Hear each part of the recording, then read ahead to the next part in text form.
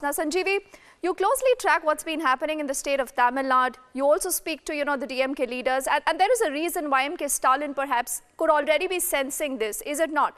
Because he's been trying to portray the AIADMK as a slave of the center here, Sanjeevi. So there is some bit of threat perception that the DMK already is anticipating. But have you spoken to, sources close to the AIADMK and perhaps both the factions? Are they willing for this merger?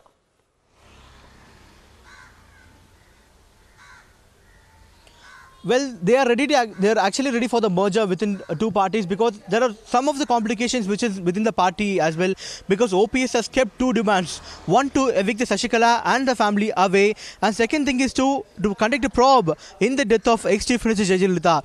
As far as the BJP concerned, BJP is actually trying to expand its base in all the states. All right, Sanjeevi, Tamil Nadu, as far as Tamil Nadu concerned, I'll just have to interject you here, because let's get in the first reaction from the DMK. Mr. Saravanan with us on the phone line. Now, Saravanan, how do you read into this? The BJP perhaps is trying to push down south, and look how they are wanting to unite both the factions of the AIADMK. This clearly means trouble for the DMK, is it not? See, not at all. Even when Jayalalitha was here, she was functioning as an extension of the BJP in the state of Tamil Nadu. There was an unwritten alliance between BJP and the AIADMK when even Jayalalitha was there. So this is nothing surprising, the AIADMK here trying to join with BJP, or the BJP getting and having an alliance here with the AIADMK party here, because it is going to help the BJP and it is going to help the AIADMK. It is not going to help the people of Tamil Nadu. But Saravanan then, where is the Congress, where is the DMK? Why are you in a slumber? Why should you not wake up and get a strategy ahead of the BJP? Then many would ask. You want us to go and join with BJP? You think that is the best strategy? If you're not joining with BJP, does it mean that we are in slumber? I think you are getting it wrong.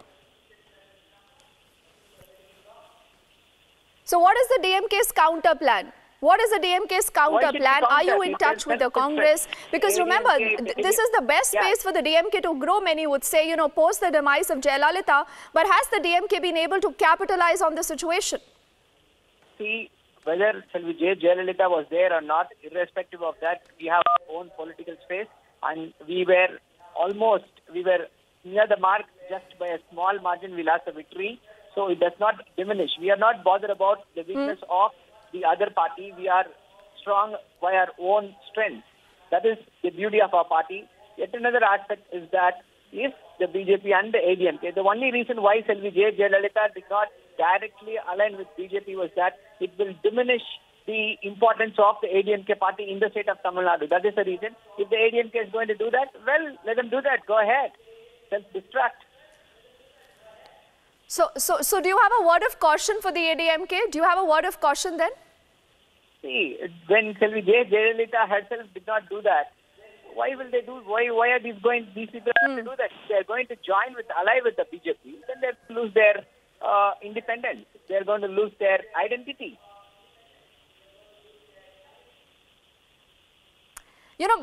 Saravanan, though you make that fair point, this is politics, so yes, you will obviously play politics on this. But I again ask you that simple question. When you have the BJP wanting to push its numbers, the BJP says, let's unite both the factions of the AIADMK. And remember, a united AIADMK is not a good news for the DMK then, Saravanan. See, it is, as in politics, it is helpful for the BJP. Definitely, if you ask me, I would say it is beneficial for the BJP if they're going to have AIADMK on their side. But whether it is beneficial to the AIADMK, it is beneficial to the office bearers and the ministers. Okay, so you agree this is going to be beneficial for the BJP in the long run? Definitely. You make that admission?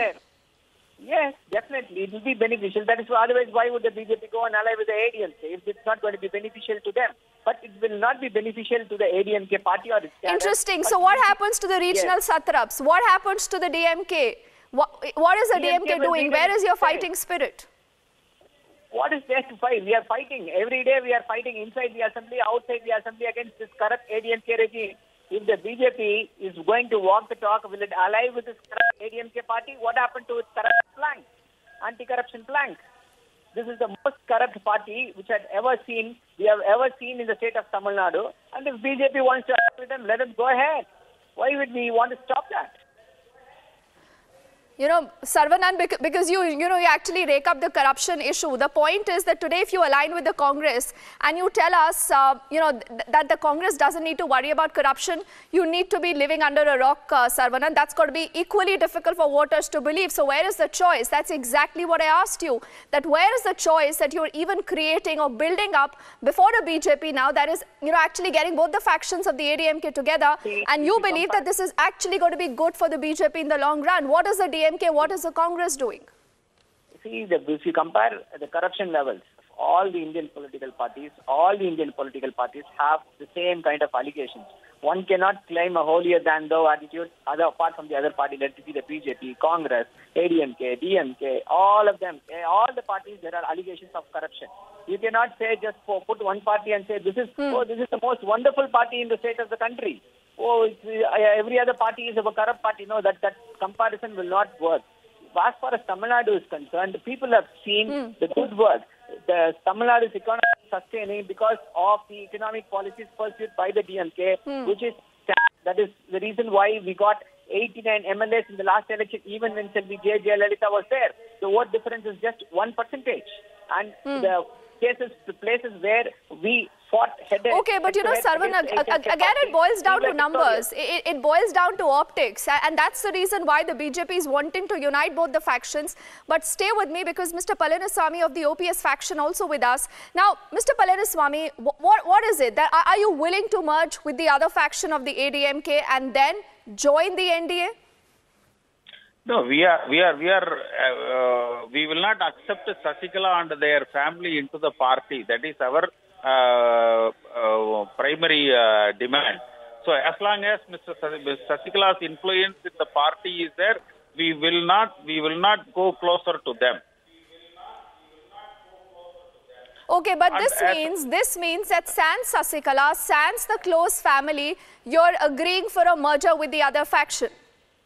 No, apart from Sasikala and their family, those who want to join with us can always come and join with us. So we will not permit Sasikala and their family. So what has been happening? Are you in touch with the BJP already? Because Amit Shah is expected to visit Tamil Nadu very soon, and we are given to understand that he's in touch with both the factions, and perhaps the talks could be at an advanced level.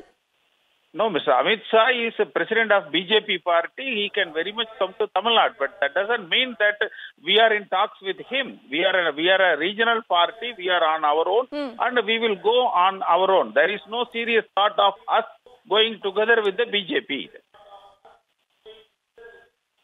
So, will you align with the NDA or not? Yes or no, sir? No, only that we will decide only during the next election. What is the hurry for us to go for that decision now? Interesting. So you keep the door open. Not sure if Sanjeevi is still with us and if you can hear me. But Mr. Palaniswamy, I'll request you to please hold that phone line because I want to get Sanjeevi, our colleague here, for a quick perspective. Sanjeevi, this is interesting.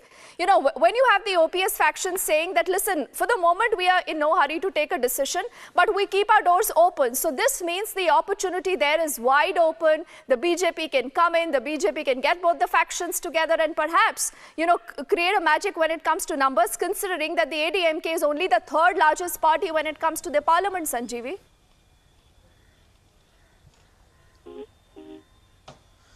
Well, Deepthi, there was a speculation that AIADMK might keep an alliance with the BJP or join NDA alliance during 2090 parliamentary elections. That is what the speculation which is going on which is in the political surrounding of the state of Tamil Nadu. But now this is a new development which is emerging in the New Delhi, in the capital of India. At the same time, we are also hearing that Edappadi Palaniswamy, the Chief Minister of Tamil Nadu, and the ruling party is very close with the NDA and also with BJP leadership. At the same time, there is also conflict going within the AIADMK, where you have two factions within the party itself. So now OPS faction is also having a good rapport with the central government. They also met Prime Minister Narendra Modi many times regarding the many things, and also BJP is interested to combine both the factions and also interested in merger. Meanwhile, now KC Palaniswamy, the spokesperson of OPS faction, is telling that they are not interested in the alliance now. They might think about the alliance in the future, but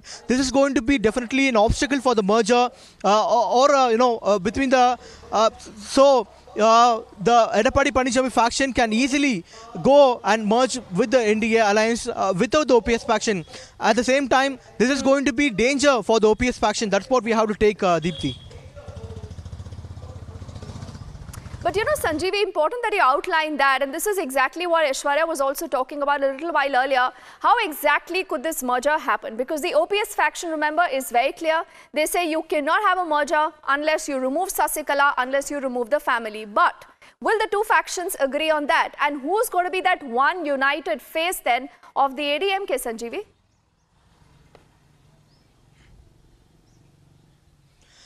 Well, Edapadi Panichami government is actually smooth now. They don't have any kind of threats now. OPS has got support of 11 MLAs previously, but now important MLA R. Kuti recently joined EPS faction. So the government is stable now. The EPS faction has no threat, and the government is running smoothly. They're also having the support of central government. So now OPS has got support of only 10 MLAs. So the decision maker, the main prime decision maker, is going to be Edapadi Panichami, who is the Chief Minister of Tamil Nadu. So we have to say that OPS doesn't have any big say or any big power in the ADMK as far as the timeline is concerned. So the decision making is going to be with the EPS faction and not with the OPS faction. That's what we have Sanjeevi, to I'll take just come with back this, to you in a bit. Let's also get on a perspective from America. Narayanan, who also joins us on the broadcast. How do you look at what's been happening as far as Tamil Nadu goes? The BJP making a push, the BJP saying that let's unite both the factions of the ADMK together. But is this going to be simple, or you believe that this is still a long road ahead? Well, I do not think it is going to be simple, not because of these two factions coming together, but because any faction that joins hands with BJP as it stands now, with the specifically the so-called anti-Dalits, anti-minority policy, will be a kiss of death in the state of Tamil Nadu. So these both the factions, they may want to dabble with BJP for their own personal benefit, but if they were to join with BJP, the political future is bleak. However, today, the elections are only 4 years away or 3 years away, so they may go with them and enjoy the power, because they do need BJP, and even the people of Tamil Nadu are talking it's a BJP Binami government here. So I think it may temporarily happen, but in the long term, I do not see them sticking with BJP because it will be a kiss of death.